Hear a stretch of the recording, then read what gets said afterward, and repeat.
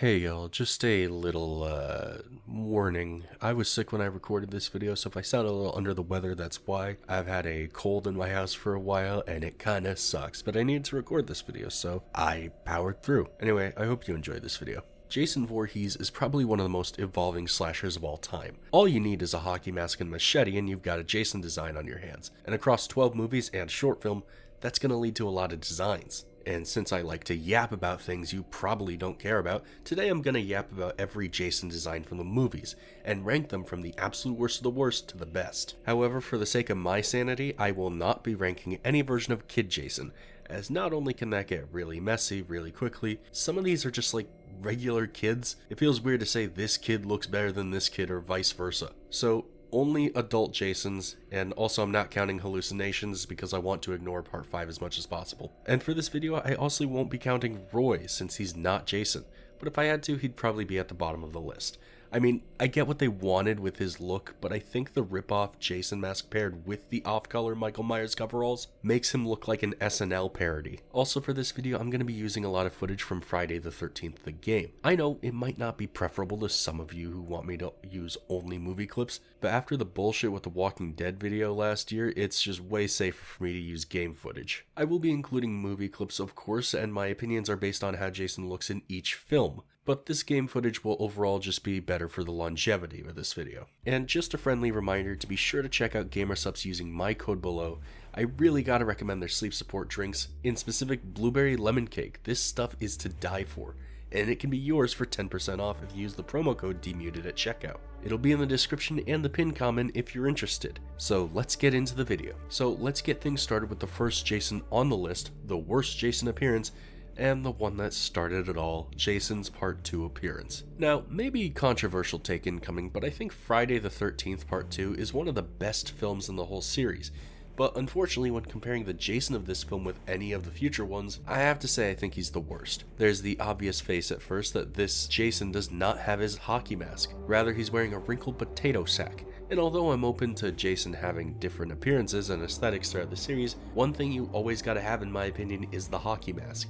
The hockey mask isn't just Jason's most iconic accessory. In a way, it is Jason. It's his face. Despite that, I don't want to give off the impression that I don't like this design. It's just very, very basic, and as far from the Jason we know as he'll ever look. Yes, including Uber Jason. If there's one detail from this costume that I wish carried over to other Jason designs though, it's the overalls, which gives him a more country slasher vibe that a lot of his future designs could benefit from, I think. Now, I know Crystal Lake is meant to be in New Jersey, but come on, the overalls would work on like a good 50% of these designs. Where this design loses me though is the unmasked appearance. Not only does it not really resemble the boy Jason we saw in the last film, but Jason's a surprisingly hairy fellow. Looks like he comes from the Wrong Turn series more than Friday the 13th. Regardless, the design isn't my favorite for Jason for a few reasons. Namely, despite the obvious deformities, this doesn't look like life-altering. Like, he could still get a job at a gas station just fine.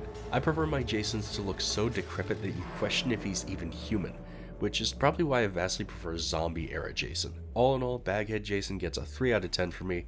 The overalls really make the man. Next is part 3, and this is probably where I get even more controversial, but I don't like his look in this movie, and honestly, I don't think it's the design itself, but how the movie was lit and shot with 3D in mind. Jason's outfit this time literally came off of just some guy's clothesline, along with the hockey mask stolen from a first-generation incel. And in terms of fashion, what are we doing here? The clothes simply don't fit him in some weird ways, like his bulging fucking neck stretches out the neck area, but then his shirt still hangs loose over his stomach. Why is this Jason hunchbacked? He wasn't hunchbacked before, and I don't think he'll ever be hunchbacked again, so why is he hunchbacked here? Also, maybe a taste of preference, but I don't like how much you can see Jason's eyes in this film. This one definitely comes down to how it was shot and the directorial decision to show Jason's eyes clearly, but in my opinion, the hockey mask works best when it totally obscures Jason's real face. I like looking at him and not seeing his eyes underneath, because what we're left with is totally void. Jumping ahead a bit, but Part 7's Jason hid his eyes a lot, but you still got a feel for his character through his movements. With Part 3 Jason, I'm seeing too much. Also, this unmasked appearance just really isn't it for me. Looking like Sloth from the Goonies. Speaking of, Corey Feldman, who played young Tommy in Part 4, was in that movie. Pretty cool. In regards to the unmasked appearance as well, did you know that there was an entirely separate version of this face created by Stan Winston that was unfortunately cut from the movie? I didn't know that. Stan Winston, the guy you can thank for The Thing, Predator, and Jurassic fucking Park's amazing creature visuals. All in all, my biggest issue with this design is how Jason doesn't look very interesting here. And while the hockey mask begins to shape his character, I just don't like anything else about the design. It's bland, it's too clean, and that hockey mask isn't nearly as iconic as it would be later. All in all, 4 out of 10. Part 3 is probably in my bottom 5 Friday movies. I promise we're not going by movie order, but the next Jason is Part 4, who I'm gonna call Bloody Jason. See, this is when Jason started cooking design-wise. I'll say it, if you have a Jason design that's better than Part 4, you're on the right track, and if it's worse, well, you're in pretty bad shape. This movie is meant to be a direct continuation of the ending of Part 3, so Jason doesn't look too dissimilar from his last appearance. However, Part 4 wasn't shot with 3D in mind, unlike Part 3, so Jason gets to benefit from darker lighting and a moodier color palette. Honestly though, this design isn't all that different from Part 3. I might actually have to blame my personal bias towards liking this movie in general more. Friday 4 is absolutely one of my favorite Friday the 13th movies. Anyway, the distinctions are still important, as this is the first movie to incorporate the axe chip in Jason's mask, a mark that would remain until the mask's destruction in Part 7. But it's still such a cool detail that it miraculously spawns on a completely new mask in Part 8. Anyway, the clothes Jason wears here are the same clothes he wore in Part 3, but for some reason I can't explain, they just look better here. Again, probably an effect of the lighting not being as heavy as it was in Part 3. Proportion-wise as well, I much prefer this Jason, who has inexplicably had his hunchback healed via axe head surgery. All in all, Part 4 Jason is just Part 3 Jason, but slightly better and not bogged down by the needs of 3D filmmaking. Also, the unmasked version is sick and the closest we've ever seen to Tom Savini's original Kid Jason appearance, aside from one that we'll talk about later, which I think is really cool attention to detail. Overall, although still suffering from plainness in my opinion, I'm still going to give Part 4 Jason a 5 out of 10. Also with a 5 out of 10 is Uber Jason, the design seen in the climax of Jason X. I have to be real, I dreaded having to rank this one because it looks so fucking dumb if I just tell you this is Jason. But within the context of the movie, god damn it's cool. Okay, so this Jason design comes from Jason being absolutely obliterated and having nanobots rebuild his body to the best of their ability, making him stronger than ever. And yes, he looks like Shredder. There's honestly not much I can say about this design and how it compares to other Jasons because it's not really trying to be like any other Jason. For what it's worth, I like it, mostly.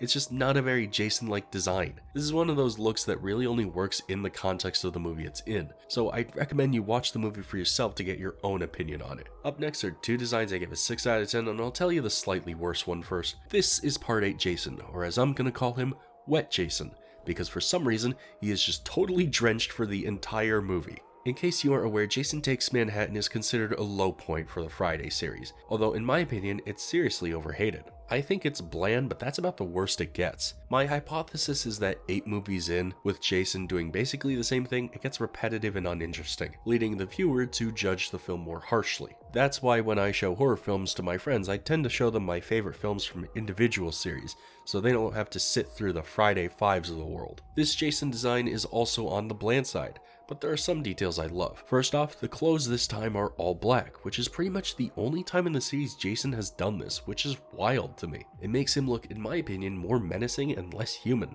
Just ask Pinhead, all black with gray skin is dope. A lot of people also take issue with the mask, mostly because it's a redesign that feels totally unnecessary. You really get the feeling that they just wanted to use the same mask as the last few films, but couldn't because the last film destroyed it. I mean, why else would they include the axe mark? As for the chevrons, I can't help but like these thinner, inverted shapes. I mean, Jason's mask straight up didn't have cheek chevrons in the last 2 films. The real problems with this design come down to 2 things. 1, the fact that it's always fucking wet, and 2, the unmasked version.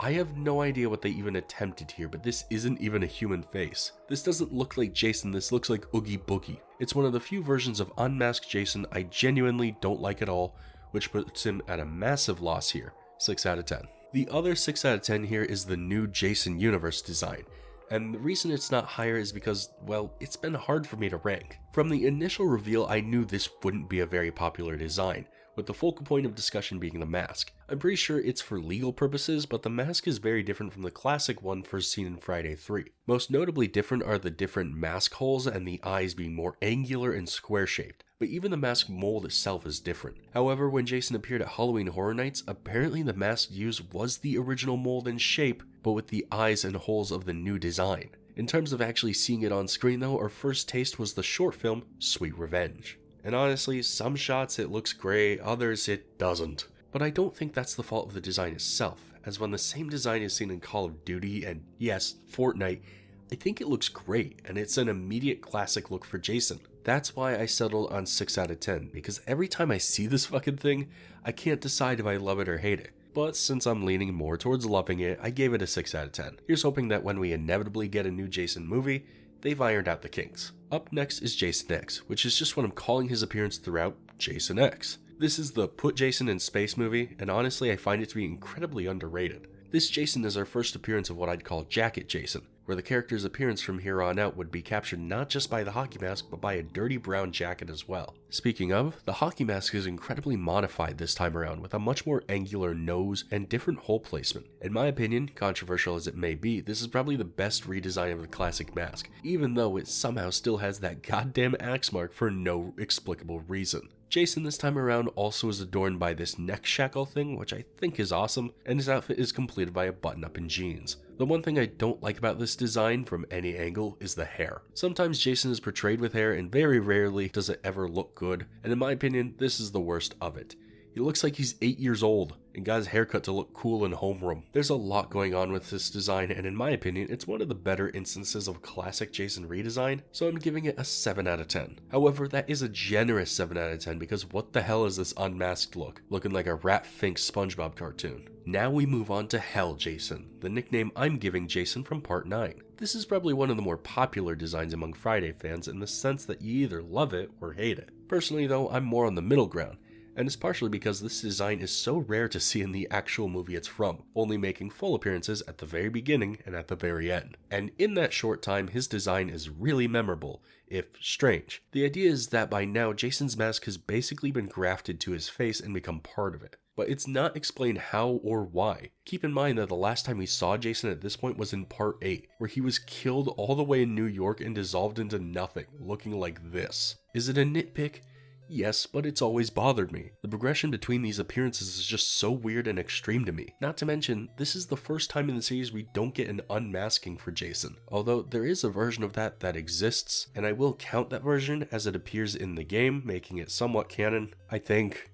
Whatever. All in all, it's a gross Jason design and I do like the look. I think it's terrifying. We just don't see it enough, and even though the whole head area is cool to look at, the button-up and jeans doesn't do it for me so well. Come to think of it, he's been wearing the same combo for basically the entire goddamn series at this point. 7 out of 10. Now we move on to the truly great Jason designs. The designs that I, and I'm sure many others, think of when we think about Jason. And I'll get this started the right way with Part 6's Jason. This is the first incarnation of Zombie Jason, or Deadite Jason if we're going off of Jason Goes to Hell rules. Or was he always a Deadite by those rules? I honestly don't know. Anyway, Zombie Jason's appearance in this film was easily the most visually interesting take on the character at that point, swapping the green shirt and blue jeans for a much darker green button-up and khakis, furthering the stereotype that any man you see wearing khakis is an undead serial killer with mommy issues, which is just an unfortunate stereotype. I really think this movie comes across as insensitive today. He also covers up his moldy ass hands with a pair of bright yellow gloves, which actually belonged to Tommy Jarvis at first. His mask is much the same as always, however, age has worn down the paint, making it a slightly darker shade and removing the cheek chevrons. Finally, to complete the ensemble, Jason has a tool belt, one which he uses to carry his machete at his waist, which is a really cool look to me. But what's really cool is what's going on under the mask. Given that this is the first official return from the dead for Jason, his design is a lot more corpse-like, with exposed bone from his nose down past his lips and only one eye, the other eye having been destroyed when Tommy killed him several years beforehand. If there's any critique I have of this look, it's that the unmasked version of Jason, while cool, doesn't resemble Part 4's Jason at all, which it should considering it's showing destruction from the finale of that movie. Jason does not look like he was born deformed with this look, but that might just be nitpicking since he wears the mask for the entire movie after the opening scene. As it stands, I love this look and I love this movie. But once again, we're dealing with just a plain button-up shirt. Hell, even the same color as the last one, just a darker shade. He changed his pants, let the man wear a different shirt for once. All in all, this is the first Jason on this list that I think is genuinely really good, and it's how I prefer to remember the older Friday movies. Which means yes, mentally I'm forgetting about Patrick Star here and inserting my James Bond zombie buddy. 8 out of 10. And tied with Part 6 Jason is the Forgotten Child, '09 Jason, or Remake Jason. This Jason is a return to human Jason, as in this timeline he's a sort of untamed survivalist living at Crystal Lake. He's terrifying as well. Definitely watch this movie, it's an amazing remake. The goal of the film was to combine the best elements of the first 4 movies into one, giving us this take on Jason. He's more lithe than in previous films, which contributes to him being overall more athletic, full-on sprinting after people in anger. In terms of design, we've come a long way to establish what Jason should be wearing. In this case, a dirty brown shirt, dirty brown jacket, and dirty blue jeans. I'll also say I love this unmasked Jason, especially the glossy, malformed eye he has. And this Jason's hair is a significant upgrade from Jason X, giving us long and thin blonde strands. Part of me wonders if this has anything to do with Michael in the Halloween remake being given flowing locks himself. And finally, the mask, which I can't really say is all that surprising or unique. It's missing the X mark since Part 3 never happened in this timeline, but it's overall the same mask we're all used to, just significantly more scraped and scuffed up, which I'll admit I like. Also a little detail, but I love how low the jacket actually rides on this Jason, going halfway down his thigh. I don't know why I like that so much, but I think it's because it contributes to a much more distinct silhouette. Also, fun fact, this Jason distinctly uses bear traps, meaning you can cope and pretend you're playing as this version of the character in Dead by Daylight. 8 out of 10. We now come to our final 2 films and our final 2 Jasons, and they're actually really different from one another. Let's start with Jason from the box office breaking legend of a film that is Freddy vs. Jason. This is a film made post Jason Goes to Hell, so when Jason rises from here, his design is a fair bit different. I might describe this look as how Jason sees himself maybe, since otherwise it doesn't make any canonical sense. Part 9 Jason, not even once. Anyway, this Jason feels like the ultimate evolution of what the character was meant to look like. Dark, graying skin, a completely torn up shirt and jacket, black pants, and a pair of black gloves, which is my personal favorite addition to this look and something it oddly shares with Part 8 Jason. The hockey mask itself also got a slight redesign, but it's more in line with the classic mask than the Jason X one, mostly in it just being this muddier, browner color that I think looks great and accentuates that this is zombie Jason at his finest. This one actually has hair, and it's one I actually don't really mind as it's very wispy and thin, and I think it makes him look much more like a zombie. His unmasked appearance is also another easy favorite of mine, looking even more like the original child Jason than Part 4's. Although unfortunately in the film we only see his mouth. Plus, how can you not love how the mask looks after Freddy scratches it up? I think this Jason does everything right.